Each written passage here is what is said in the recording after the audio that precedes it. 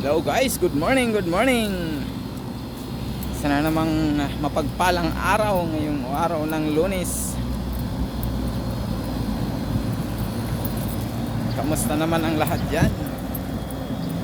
Tayo ay papasok na sa trabaho or pumasok na sa trabaho. Yan. Panibagong araw, panibagong buhay.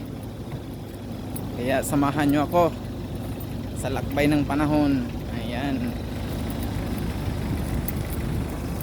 Tayo ay papasok na naman sa ating trabaho. At para tayo ay